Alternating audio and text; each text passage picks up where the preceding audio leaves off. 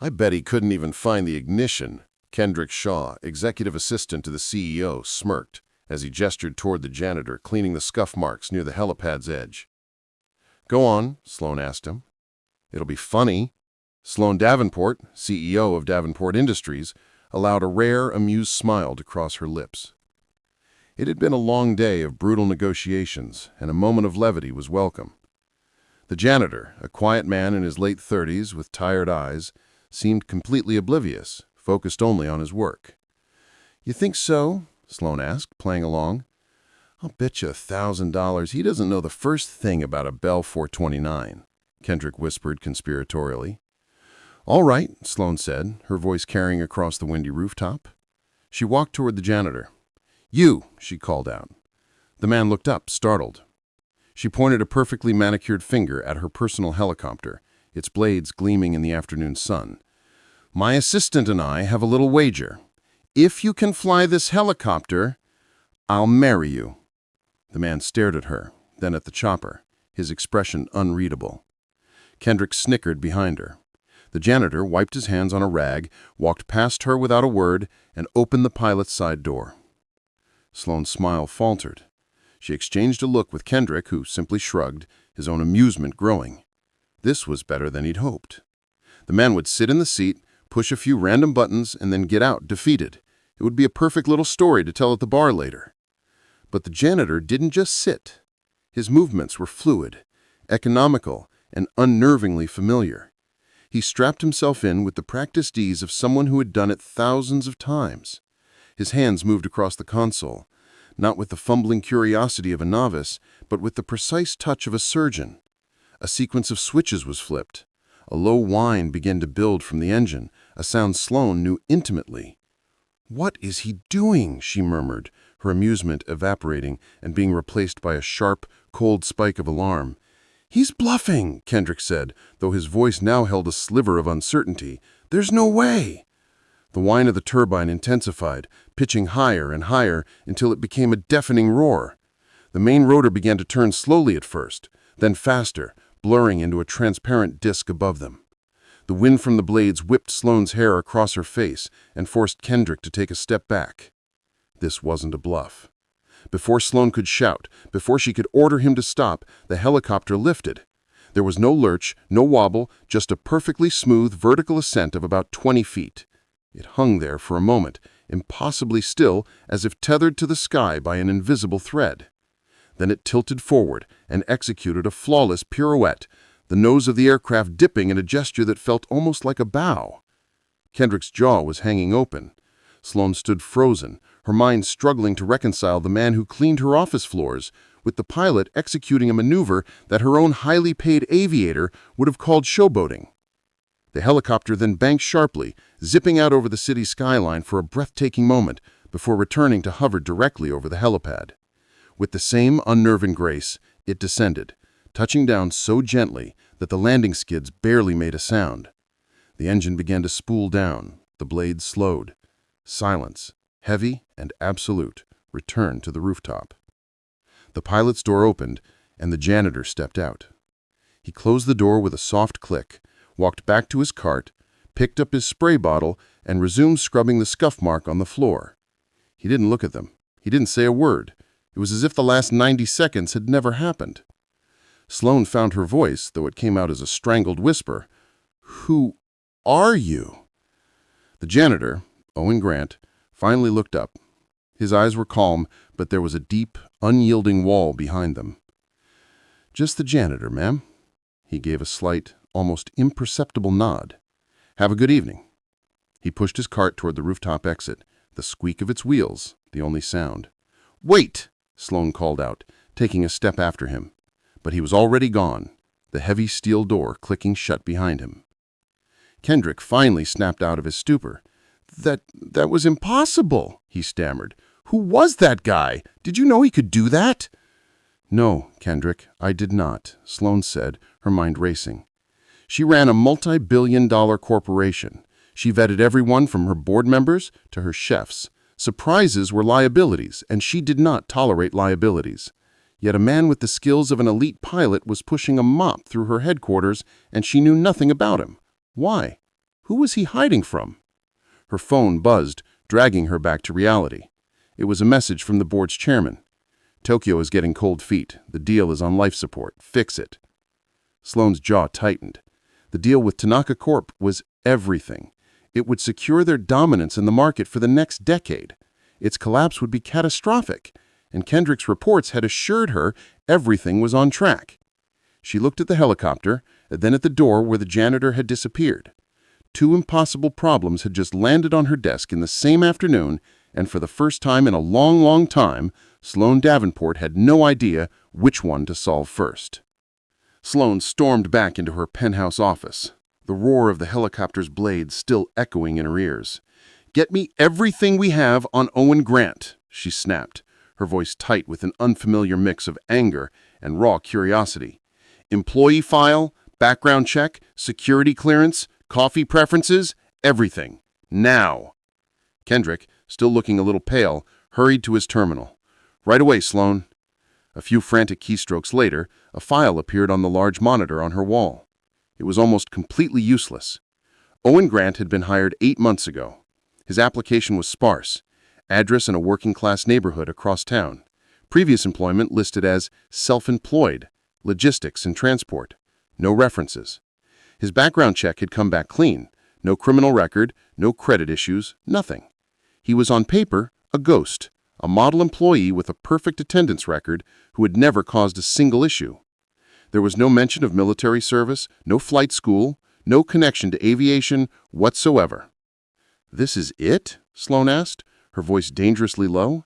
"This is all we have on a man who can fly a $9 million aircraft like it's an extension of his own body?" "The agency we use is the best in the business," Kendrick said defensively. "If there was something to find, they would have found it." "Maybe he was a hobbyist. Some guys are just naturally gifted." Sloan shot him a look that could curdle milk. "Naturally gifted doesn't cover a zero-G pirouette 50 stories above downtown. He's a professional, and he's hiding. Find out why." She turned her attention to the more pressing fire. "And while you're at it, explain to me why I'm getting panicked texts from the chairman about Tokyo when you told me yesterday that Tanaka was all but signed." Kendrick's professional mask slid perfectly back into place. He straightened his tie, his expression a careful blend of concern and calm competence. "It's a minor snag, Sloan. A cultural misstep. Tanaka-san felt our final offer was too aggressive. He prefers a more delicate approach. I'm already drafting a new proposal, something that shows more difference. I've left a message for his chief of staff. I assure you, it's under control." His explanation was smooth, logical, and infuriating. It made her feel like she was overreacting. Yet a knot of unease tightened in her stomach. "Under control, Kendrick? This is a $50 billion deal. We don't have minor snags." "And we won't," he said in a soothing voice. "Let me handle the Japanese. You've got enough on your plate. I'll smooth it over. It's what you pay me for." She studied him for a long moment, then nodded curtly. "Fine, handle it. But if I get one more text like that, you'll be handling your severance package." Hours later, Owen Grant pushed open the door to a small apartment. The stale air of the hallway was instantly replaced by the smell of cinnamon and warm laundry. "Daddy!" A small girl with bright, curious eyes and a mop of unruly brown hair launched herself at him from the couch. Owen dropped his worn backpack and scooped her up in a hug that seemed to melt the tension from his shoulders. "Hey, Firefly." "How was your day with Mrs. Gable?" "It was okay," Maya said, pulling back to look at him. "Seriously, we finished the volcano for my science project. It has extra baking soda for a super eruption, but Mrs. Gable smells like mothballs." Owen laughed, a genuine warm sound that would have been unrecognizable to anyone at Davenport Industries. "Well, don't tell her that. Did you get your homework done?" "All of it," she said proudly. "And I practiced my spelling words, even pterodactyl." "You're getting too smart for me," he said, setting her down. "Go get washed up for dinner. I'm making the tacos you like." As she scampered off, Owen glanced around the small, meticulously clean apartment. Every piece of furniture was secondhand, but well cared for. Maya's colorful drawings were taped to the walls, a vibrant contrast to the building's drab beige paint. On a small, cluttered desk in the corner sat a framed photo of a woman with a smile as bright as Maya's. her arm draped around a younger, happier-looking Owen in a flight suit. This was his world. It wasn't a skyscraper or a boardroom. It was a two-bedroom apartment where the only thing that mattered was keeping his daughter safe, happy, and far away from the life he'd left behind. The rooftop had been a mistake, a stupid, reckless impulse. He had let his guard down for a moment, and now he could only hope the consequences wouldn't follow him home. He had a feeling, however, that a woman like Sloan Davenport didn't just let things go. Back in her sterile, glass-walled office, Sloan stared out at the sprawling city lights, the half-eaten salad on her desk forgotten. She couldn't shake the image of the janitor's hands on the controls, steady, confident, sure. She had built an empire on the ability to read people, to dissect their motivations and weaknesses in a single meeting. But Owen Grant was a locked room with no key. She'd had Kendrick check on her personal pilot, Gavin. The story was that his son had a sudden, severe case of pneumonia and had been rushed to the hospital. It was plausible, but the timing felt too convenient. Another piece of a puzzle she couldn't see. Frustrated, she packed her briefcase and headed for the private elevator. The day was over, but as she exited the building onto the street, her driver holding the limo door open, she saw him. Across the street, standing under the dim orange glow of a bus stop, was Owen Grant. He wasn't looking at the traffic. He was staring down on his phone, a small, sad smile on his face. Sloan stopped, her hand on the car door. For a second, she considered walking over there, demanding answers. But what would she say? Why are you lying about who you are? What right did she have to ask? The bus pulled up, its brakes hissing. Owen put his phone away and got on, disappearing into the crowd of tired commuters. Sloan watched until the bus's red taillights vanished around a corner. She got into her car. "Just drive," she told her driver, her voice flat. She didn't know where she was going, but she knew one thing for sure. She couldn't rely on background checks or employee files. If she wanted to know who Owen Grant was, she was going to have to find out for herself. The next morning, Sloan arrived at the office with a new resolve. The direct approach had failed. The official channels were a dead end. If she wanted to understand the enigma that was Owen Grant, she would have to change the rules of the game. Her opportunity was waiting in her inbox under the subject line, "Reminder, Davenport Day Annual Picnic this Saturday." Every year, the company hosted a massive, mandatory fun day for its employees and their families. It was a carefully orchestrated PR move meant to foster a sense of community. Sloan despised it. She usually made a brief 20-minute appearance, shook a few hands, and left. It was an inefficient use of a Saturday, but this year it was the perfect observation deck. It was a neutral ground where the janitor and the CEO could for a few hours simply be people. She RSVP'd attending for the entire day. "Good morning, Sloan," Kendrick said, gliding into her office with a tablet. "I've got good news. I just had a productive preliminary call with Tanaka Yan's number 2. I think I found a way to salvage the deal." Sloan raised an eyebrow. "Already?" "They felt we were undervaluing their proprietary distribution network, so I drafted a memo of understanding that gives them a slightly larger stake in the joint venture's logistics arm," he explained, his presentation flawless. "It'll cut into our profit margin by a fraction of a percent in the short term, but it's a sign of goodwill. It's the delicate approach they wanted. I think if you sign off, we can get them back to the table by Monday." Sloan scanned the document.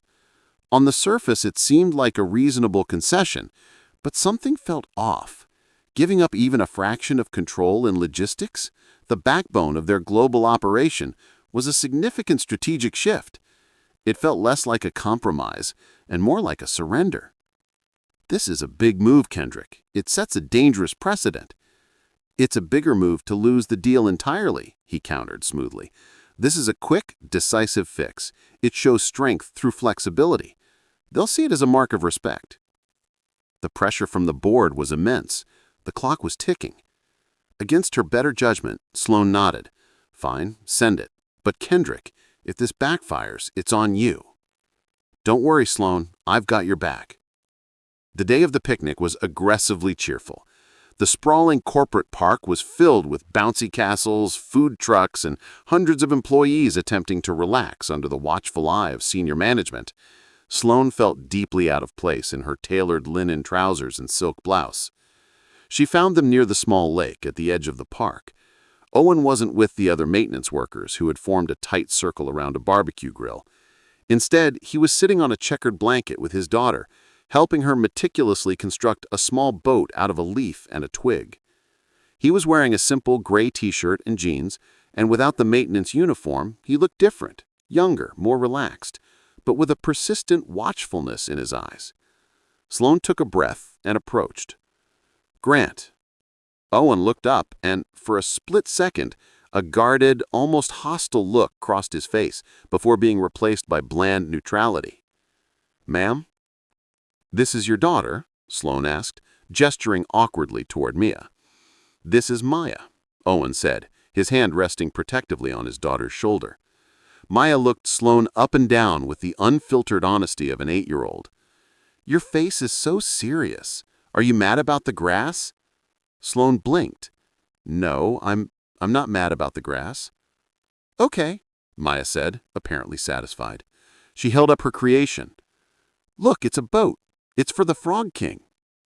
"It's a very structurally sound boat," Sloan offered, feeling ridiculous. Owen's lips twitched in a ghost of a smile. "She's the chief naval architect." The conversation stalled. The silence was thick with the unspoken power dynamic between them. Sloan was about to retreat, to chalk the whole thing up to a bad idea, when a high-pitched buzzing sound filled the air.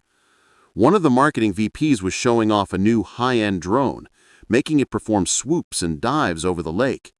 As the drone zipped past their blanket, Owen's reaction was instantaneous and subtle. His posture stiffened, his eyes tracked the drone, not with casual interest, but with the focused, analytical gaze of a predator. He flinched, a barely perceptible tightening of his shoulders, as if bracing for a sound he expected to follow the buzz. The relaxed father was gone, and in his place was someone else entirely, someone harder, colder, and far more dangerous. Sloan saw it. The mask had slipped just for a moment, but it was enough. The moment passed. The drone flew away. Owen visibly forced his shoulders to relax, turning his attention back to Maya. But the shift had been undeniable. "Daddy, can we get ice cream?" Maya asked, oblivious to the silent drama. "Sure, Firefly," Owen said, his voice a little too tight. He stood up and looked at Sloan.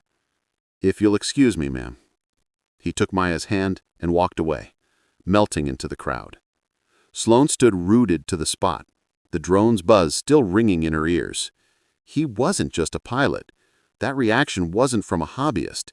It was instinct. It was training. It was the reaction of a man who had seen things like that in a very different context. Context. A place where that buzzing was followed by something else.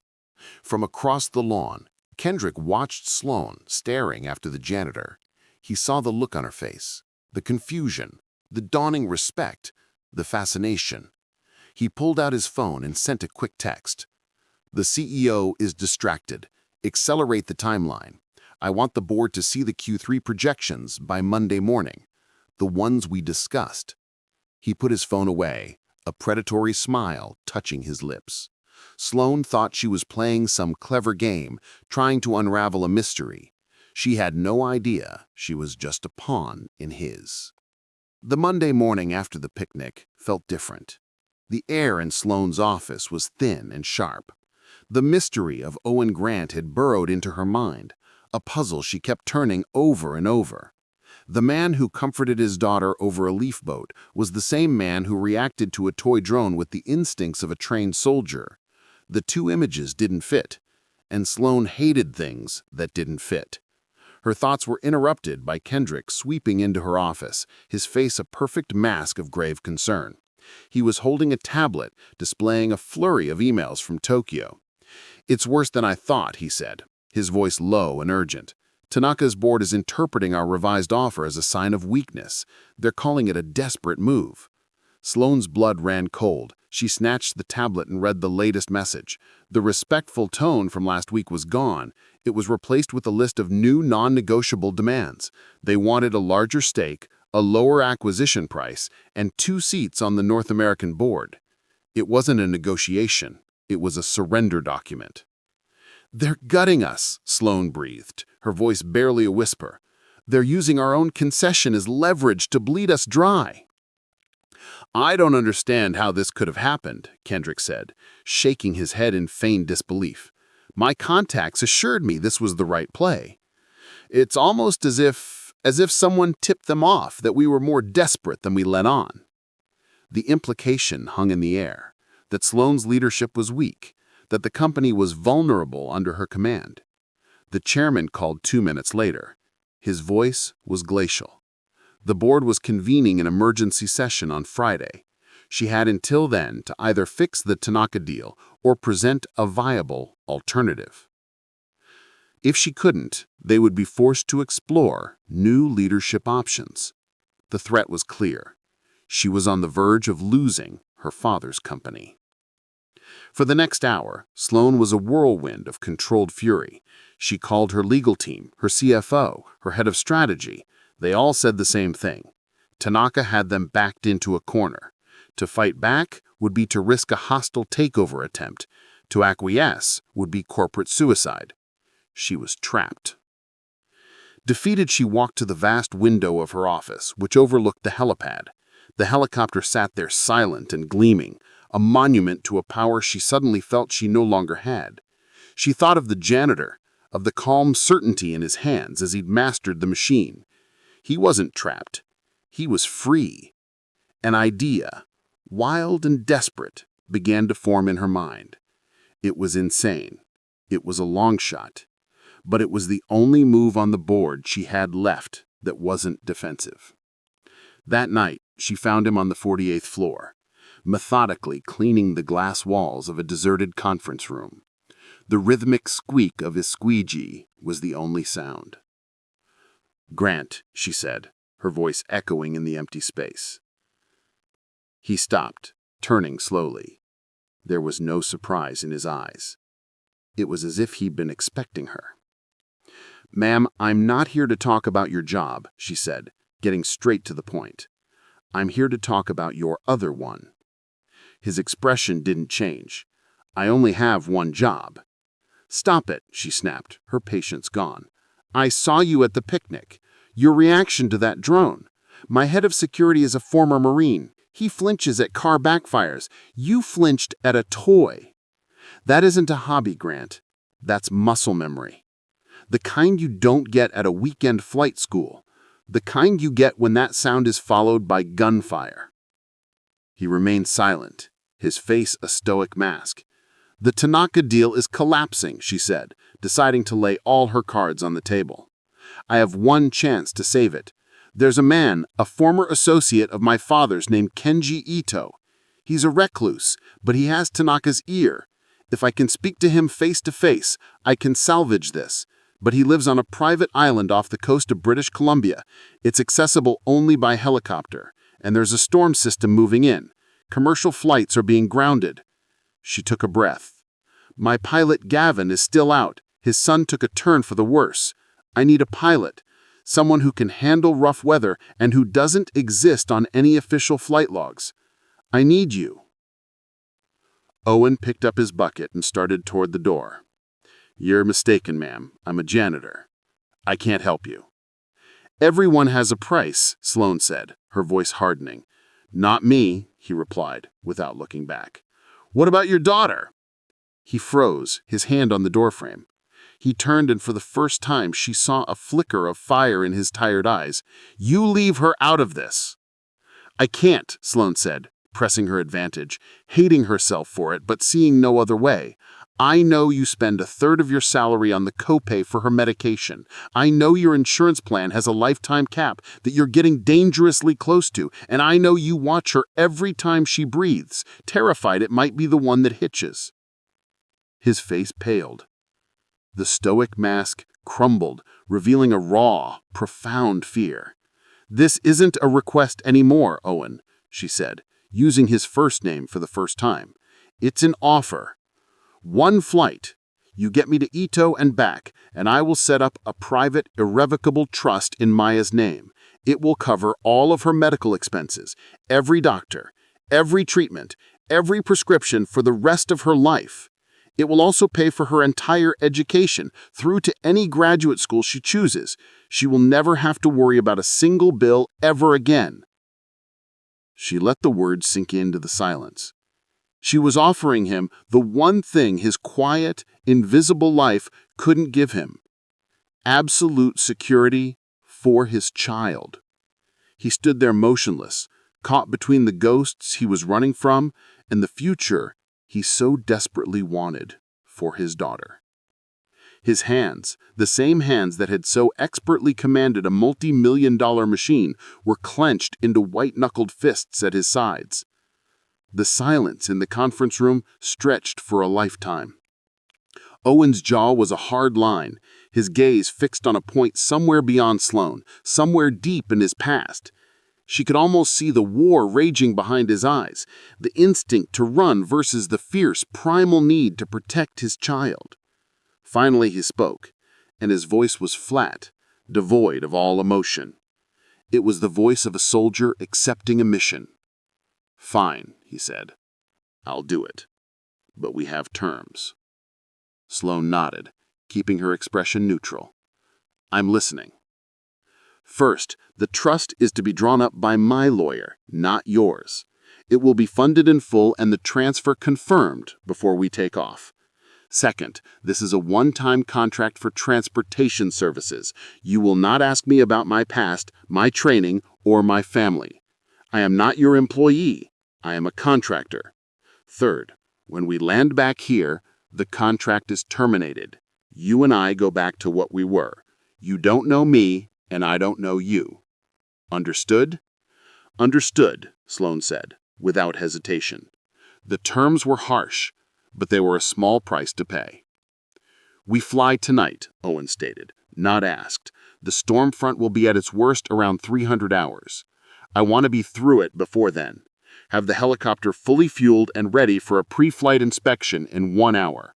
I want updated meteorological charts, satellite imagery of the flight path, and the island's landing coordinates, and I want them on a private, air-gapped tablet. Nothing connected to your company's network." He was no longer a janitor. The transformation was instantaneous and absolute. He was a commander, his every word precise and filled with an authority that Sloan hadn't seen from anyone in her company, herself included. She simply nodded again. "I'll make the arrangements." As Owen walked away to make a call to his lawyer and arrange for Maya's care, Sloan felt a dizzying sense of vertigo. She had just handed over control of her life's most critical mission to a man whose last name she barely knew. Downstairs, Kendrick watched the activity with a growing unease. A flurry of encrypted emails from Tokyo. Emails from Sloan's personal account. A call to the airfield hangar ordering her personal helicopter prepped and fueled for an unscheduled midnight flight. It made no sense. Gavin, her pilot, was out. Who was she flying with? He walked past the janitor's supply closet on his way to the executive garage and saw Owen Grant inside, not cleaning, but packing a small, military-style go-bag with a quiet, focused intensity. Kendrick slowed, his eyes narrowing. It couldn't be. The rooftop incident was a fluke, a party trick. He pulled out his phone and made a call to a contact in the airfield's control tower. "I need you to keep an eye on the transponder for N429SD, he said, reciting the helicopter's tail number. "Let me know its flight plan the second it's filed and who's listed as the pilot." An hour later, Sloan met Owen on the rooftop. He had changed into dark, functional cargo pants and a worn leather jacket. He ignored her completely, heading straight for the helicopter. For the next 20 minutes, he moved around the aircraft with a flashlight, checking rotors, fluid lines, and avionics with a meticulousness that bordered on obsessive. He was in a different world, a world of checklists and fail-safes. Finally, he gave a sharp nod. "It'll fly." He gestured for the tablet, and she handed it to him. He studied the weather patterns, his face grim. "It's going to be rough. Once you're in, you don't get out until I say so. You listen to my every command without question. Is that clear?" Crystal replied, strapping herself into the co-pilot's seat. The takeoff was even more impressive than the first time. There was no showmanship now, only raw efficiency. The helicopter lifted into the turbulent night sky and banked sharply, heading northwest over the dark, sprawling city. For the first hour they flew in silence, the rhythmic thrum of the rotors filling the small cockpit. Below them, the city lights gave way to the black expanse of the wilderness. "Why?" Sloan finally asked, unable to bear the silence. Owen's eyes remained fixed on the instruments. "We had a deal, Miss Davenport, no questions." "That wasn't a question about your past," she countered. "It was about your present. Why this? Why push a mop when you can do this?" He was quiet for a long time. "Because this," he said, his voice a low growl, "gets people killed. Pushing a mop doesn't." Before she could respond, the helicopter jolted violently. A wall of black clouds, invisible moments before, loomed ahead of them. Rain began to lash against the windshield, thick and furious. The aircraft dropped suddenly, and Sloane's stomach leapt into her throat. She gripped the edge of her seat, her carefully constructed composure finally cracking. A small, involuntary gasp escaped her lips. Owen's head snapped toward her. The hard, distant look in his eyes was replaced with something else. It was the calm, focused gaze of a protector. "Hey," he said, his voice cutting cleanly through the roar of the storm. It was steady, reassuring. "Look at me. I've got you. Just breathe. This is just weather. I've flown in worse." She met his eyes, and in their depths, she saw an absolute certainty that defied the chaos raging around them. He wasn't just a pilot. He was a lifeline. And as the storm tossed their tiny aircraft through the inky blackness, thousands of feet above the earth, Sloan realized she had placed her life, her company, and her entire future in the hands of a complete stranger. And stranger still, she trusted him. The helicopter bucked and dropped, a sickening lurch that felt like a free fall. Alarms blared in the cockpit, a high-pitched symphony of disaster. Sloane's knuckles were white where she gripped her seat. Outside the cockpit window there was nothing but a swirling, violent blackness, pierced intermittently by lightning that illuminated the torrential rain. "Crosswinds are hitting 80 knots. Owen's voice was tense but impossibly calm, cutting through the chaos. "It's trying to push us into the mountainside. I have to take us down. Find a layer of stable air." He pushed the cyclic forward, a controlled dive that felt anything but. The rain hammered against the glass and the wind howled like a living thing. Sloan watched his hands as they moved across the controls, a blur of constant, minute adjustments. He wasn't just flying the helicopter. He was wrestling with the storm, anticipating every gust, countering every downdraft. He was a part of the machine. "There," he said, his eyes darting between the instruments and the void outside below the sheer. "Hold on." He brought the helicopter into a sharp banking turn that pressed Sloan deep into her seat. For a terrifying moment they were flying sideways before Owen leveled out. The violent shaking lessened. The alarms fell silent. While the storm still raged around them, the air here was smoother, the aircraft stable. They had punched through the worst of it. Sloan let out a breath she hadn't realized she was holding. Her heart was hammering against her ribs. "How did you do that?" "I fly the plane," he said, his focus still absolute, not the weather. 20 minutes later, a small flickering light appeared through the rain. A remote island, rugged and battered by the sea. Owen circled it once, his eyes scanning the terrain before beginning his descent toward a small wind-swept landing pad carved out of the rock. He set the helicopter down with a final gentle bump. The moment the engine spooled down, the cockpit was plunged into a profound silence, broken only by the sound of the wind and rain. "We're here," Owen said, his voice flat again, the pilot receding, the contractor returning. An old man in a waterproof coat was waiting for them, holding a powerful lantern. This was Kenji Itioto, his face a roadmap of hard-won wisdom, his eyes sharp and discerning. He led them into a simple, elegant house filled with books and the scent of cedar. He listened to Sloane's pitch for a full hour without saying a word, his hands folded around a cup of steaming tea. Sloan was brilliant. She laid out the data, the projections, the mutual benefits of a restructured deal with Tanaka. It was a masterful corporate argument, and it was failing. "You speak of profits and margins, Miss Davenport," Ito said when she had finished, his voice a low rumble. "These are temporary things. My friend Tanaka values loyalty. He believes you have shown none. He believes your company has lost its spirit, its soul. Your numbers will not convince him." Sloane's face fell. She had come all this way for nothing. Desperation clawed at her. Ito's gaze shifted from her to Owen, who had been standing silently by the door, a stoic shadow. "And you?" Ito asked, his voice sharp. "You are her pilot. You flew through this storm." Owen simply nodded. "Yes, sir." "You must have great faith in her plan to risk your life for it," Ito observed. Owen's jaw tightened. He glanced at Sloane, then back at the old man. He knew he was supposed to stay silent, that this was not his business. But Sloane's face, pale and defeated, stirred something in him. He thought of Maya, of the promise of her future. He had a debt to pay. "Sir," Owen said, his voice quiet but firm, "I don't know anything about her plan, but I've been in situations where the plan falls apart in the first 5 minutes. When that happens, you don't trust the plan, you trust the person flying next to you." The room fell silent. Ito stared at Owen along a appraising look. He saw the janitor, the pilot, and the soldier all in one. He saw a man who understood things that couldn't be quantified on a spreadsheet. Then he looked at Sloane. Truly looked at her and saw not just a ruthless CEO, but a leader who had inspired that kind of trust in the man she'd hired. A slow smile spread across Ito's face. "I see," he said. He reached for an old rotary phone. "I will make the call." Back at Davenport Industries, Kendrick Shaw paced his office like a caged wolf. His contact at the airfield had confirmed the impossible. The flight plan was filed under a shell corp, and the pilot was listed as a John Doe.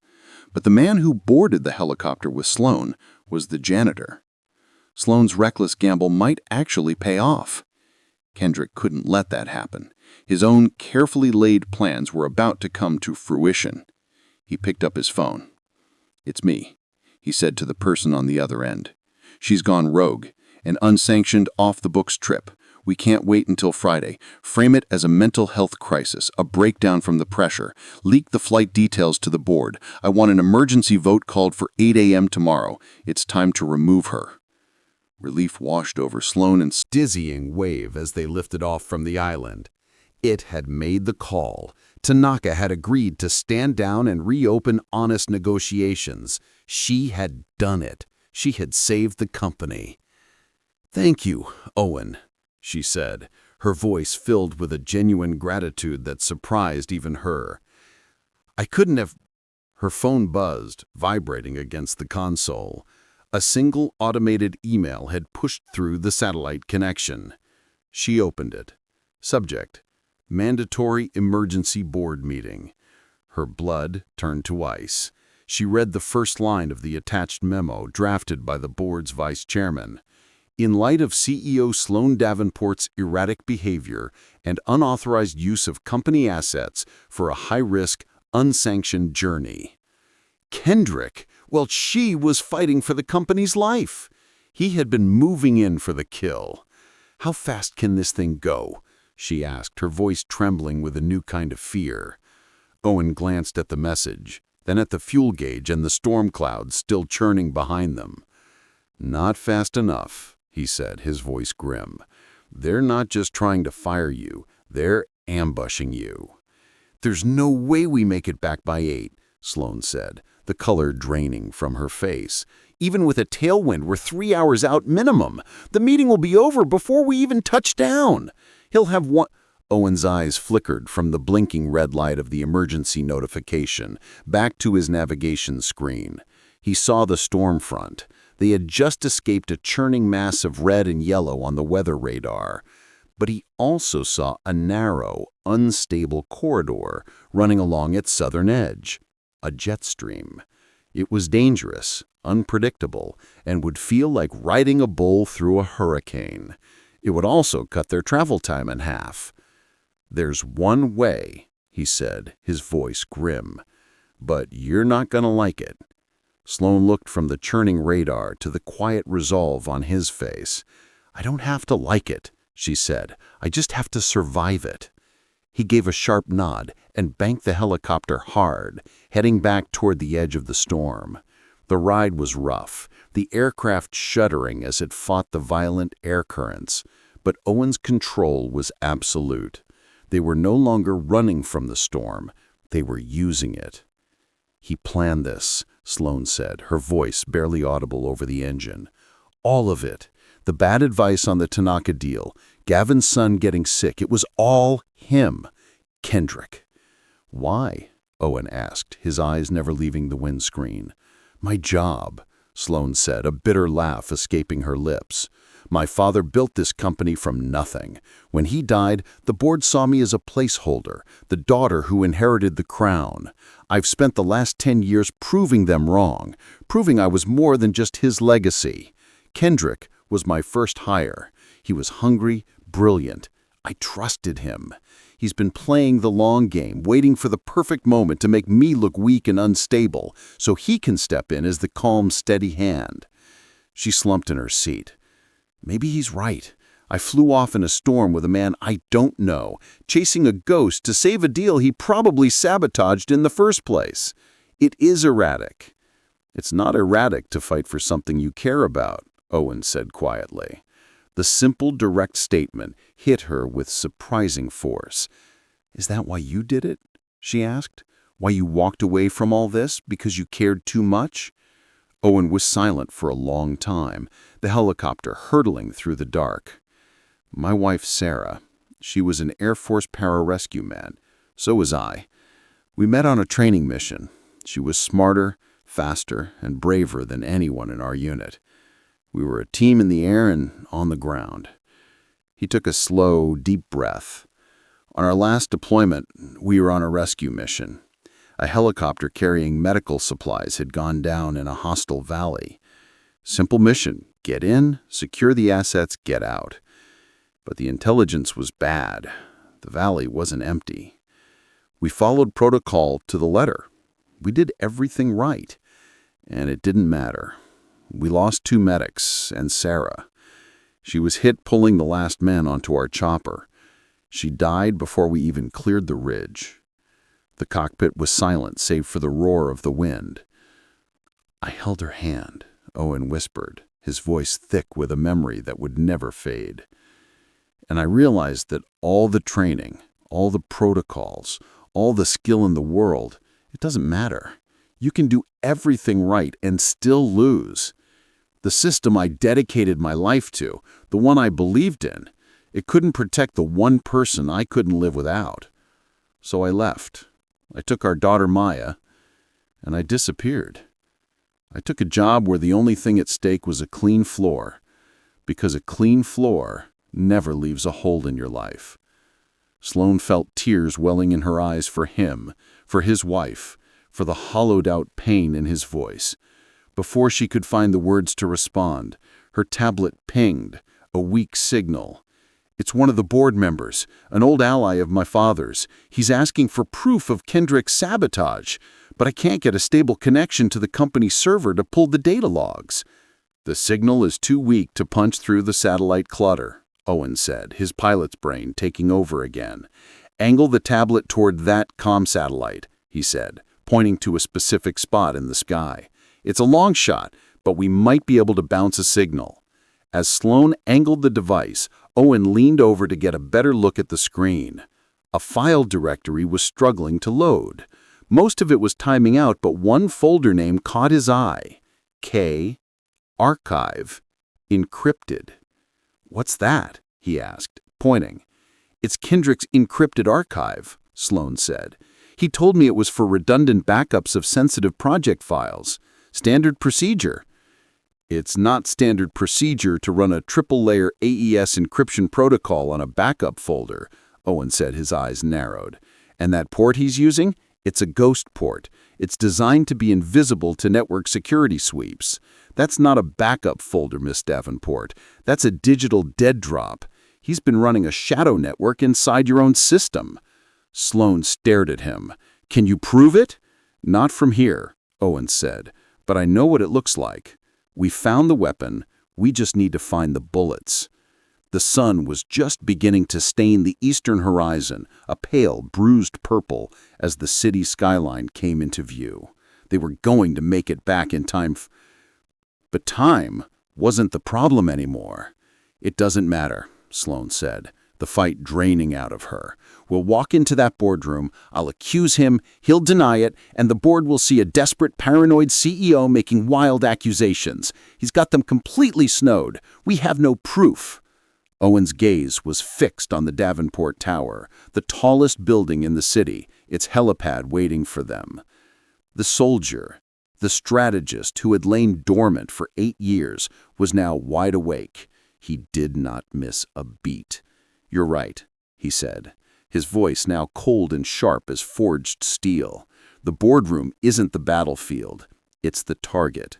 We're not going to walk in there and defend ourselves. We're going on the attack.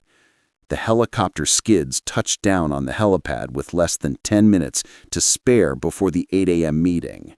The moment the rotor spun down, Owen was unstrapped and moving. He was no longer the janitor, the pilot, or the grieving widower. He was the soldier he had been trained to be, and Sloan's corporate tower was his new battlefield. They're expecting you to be defensive, he said, his voice clipped and precise as he helped Sloan out of the cockpit. They're expecting you to walk in there cornered and emotional. You're going to give them exactly what they want. Sloan stared at him, bewildered. I'm going to go in there and lose? That's your plan? You're going to go in there and stall, he corrected. Argue, get angry, question their numbers, accuse Kendrick of being ambitious.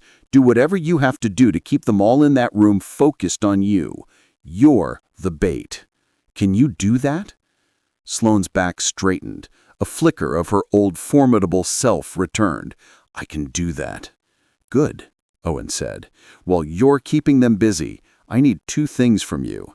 Your master key card and your admin-level network password. I need unrestricted access to the building and the system. Without hesitation, she pulled the keycard from her neck and handed it to him, reciting a complex 16-digit alphanumeric password from memory. There was no fear in her eyes, only absolute trust. What are you going to do? Kendrick built himself a hiding place in your network, Owen said, his eyes already scanning the building's layout. I'm going to make him burn it down himself.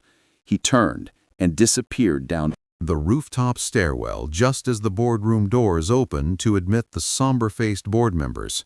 Sloan took a deep, steadying breath, smoothed her jacket, and walked into her own ambush. The atmosphere in the room was arctic.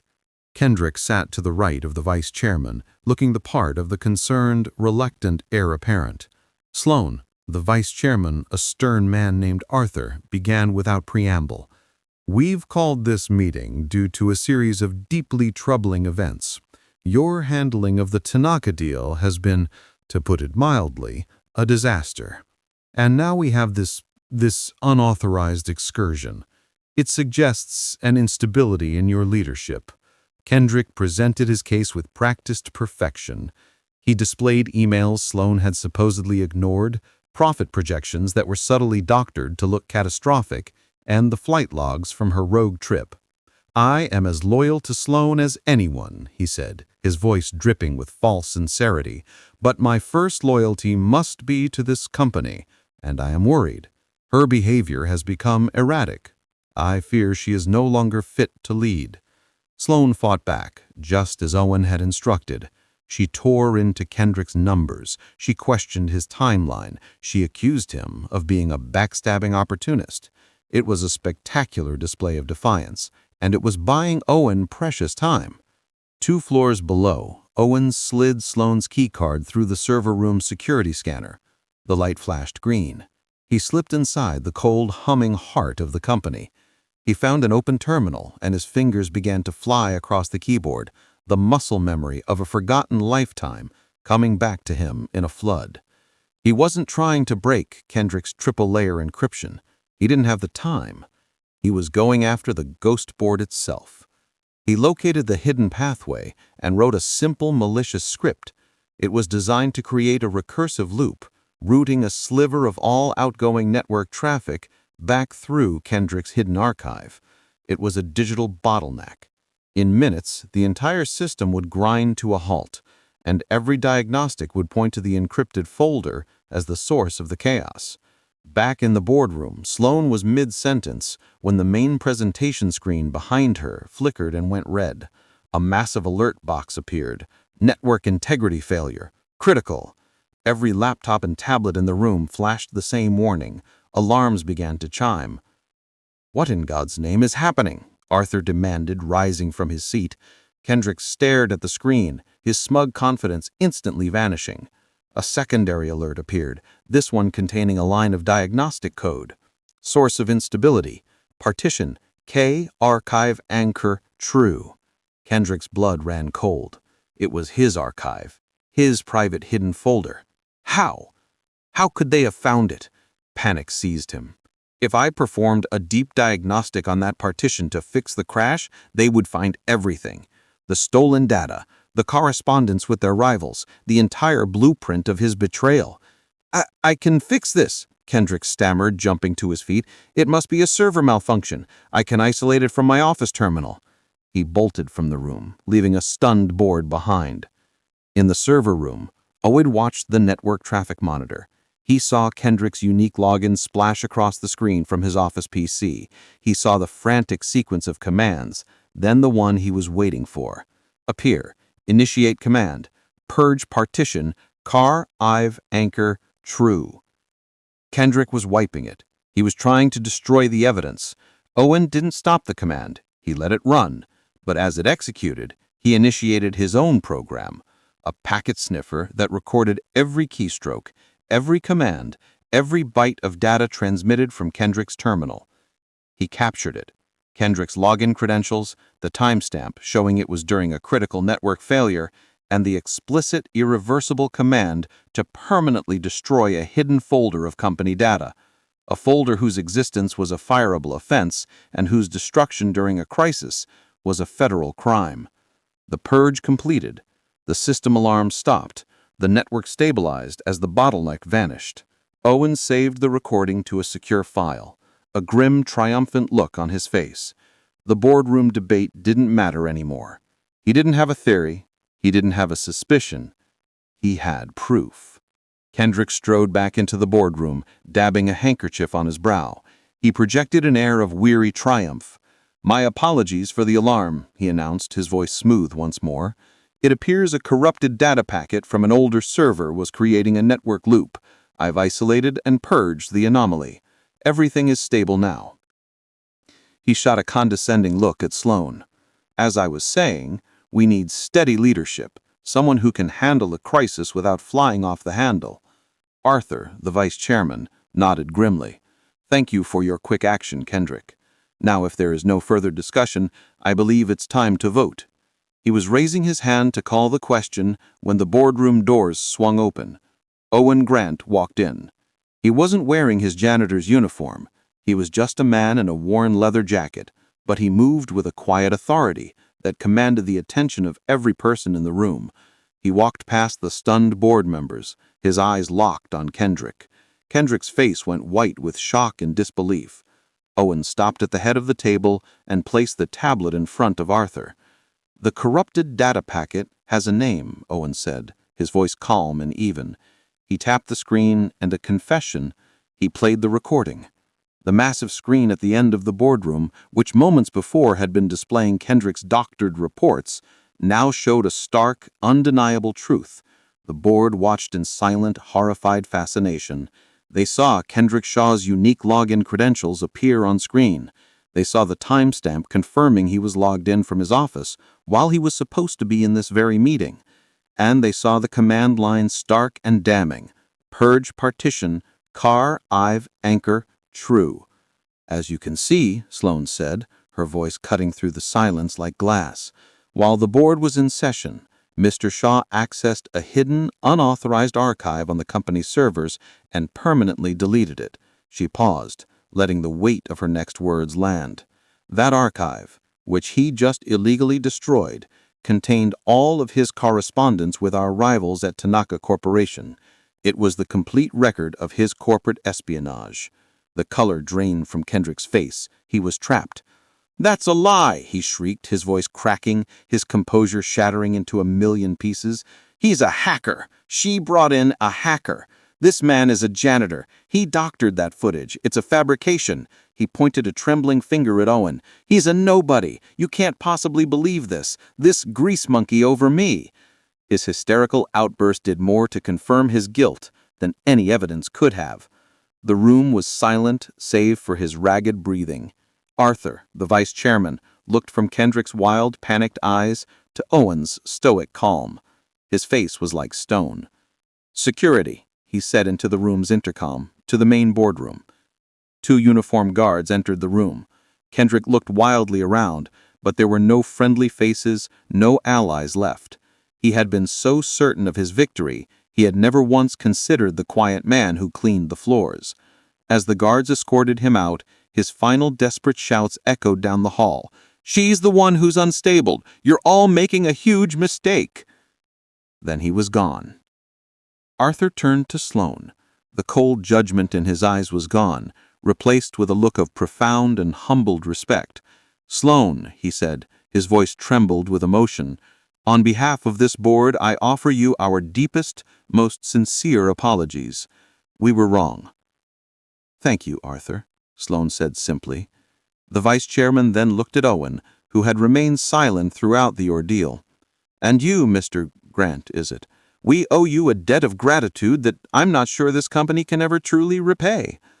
"I was just taking out the trash," Owen replied, his expression unreadable.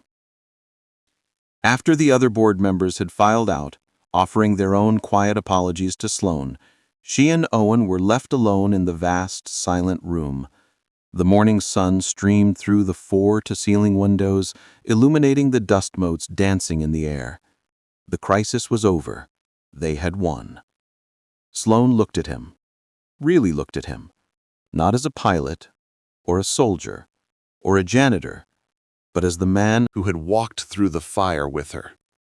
"So," she said, a small, tired smile playing on her lips. "What now, contractor?" Owen allowed the ghost of a smile to touch his own face. It was the first one she had ever really seen. "I think my contract is terminated, ma'am." "Sloan," she corrected him softly. "My name is Sloan." "Owen," he replied. The titles and barriers that had separated them were gone, burned away in the chaos of the last 24 hours. All that was left were 2 people standing in the quiet aftermath of a battle they had won together.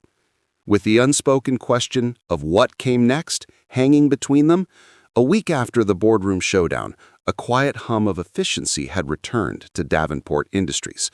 But it was a different kind of quiet. The fear was gone, replaced by a current of hushed, excited gossip. The story of the janitor who saved the company had spread like wildfire, morphing into a modern-day legend. Kendrick was gone, facing a mountain of federal charges, and the Tanaka deal, now being renegotiated on fair terms, was a testament to Sloan's renewed, decisive leadership. But for Sloan, the victory felt hollow. Owen Grant had vanished. He had submitted his resignation via a brief professional email the day after the meeting. His final paycheck was never picked up. He hadn't answered the single text she'd sent, a simple, "Are you okay?" He had honored his side of the bargain to the letter. The contract was terminated. They were strangers again. And his absence had left a glaring, inexplicable hole in her world.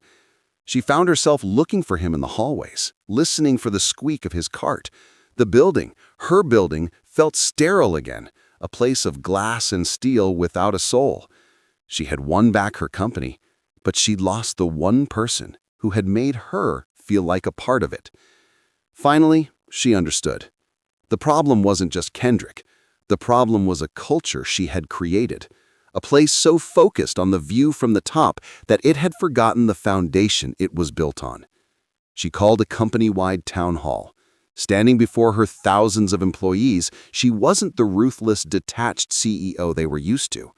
Her voice was different, softer, stronger. For the last 10 years, I've measured the success of this company by its stock price and its market share, she began. I was wrong. A company is not its balance sheet. A company is its people. She told them about a man who worked for them, a man with extraordinary skills who pushed a broom because no one had ever bothered to look past his uniform. How many more of you are there? She asked, her gaze sweeping across the crowd. How many artists, engineers, pilots, and poets are in this room right now? Your talent's hidden because we never thought to ask. That ends today. She announced the creation of a new division, the Department of Human Potential. Its sole purpose was to find and nurture the skills of every employee, to provide education, training, and opportunities for advancement.